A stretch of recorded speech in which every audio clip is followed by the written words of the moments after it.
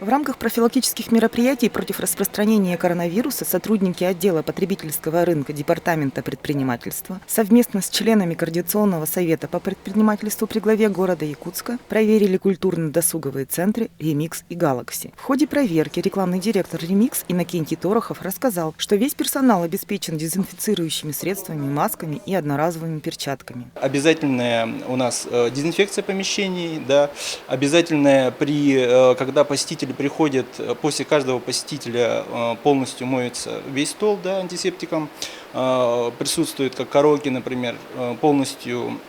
После каждого посетителя там чистится весь микрофон, да, вот кальяны то же самое. Руководству культурно-досугового центра «Галакси» продемонстрировали, как проводится санобработка, и сообщили, что в рамках профилактических мер по недопущению распространения коронавирусной инфекции закрыты 2 танцпола и боулинг на 2-м этаже. Сейчас дезинфицировать, конечно, мы увеличили. Это, во-первых, периодичность помывки тех зон, которые непосредственно соприкосновения. Полы протираем через каждый час.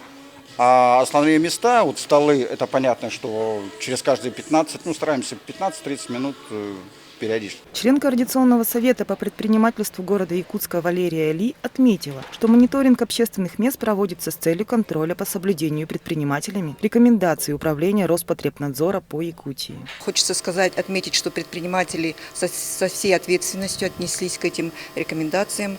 Они сознательно уже пошли на сокращение своей деятельности, да, как мы уже видим потому что в рекомендациях было сказано о том, что сократить мероприятие до 50 человек. Совместная комиссия намерена проконтролировать реализацию профилактических санитарных мер в 21 заведении Якутска. Всего же в городе более 1800 объектов общественного питания и торговли. Светлана Табалаева, Иван Никулин, Якутск ТВ.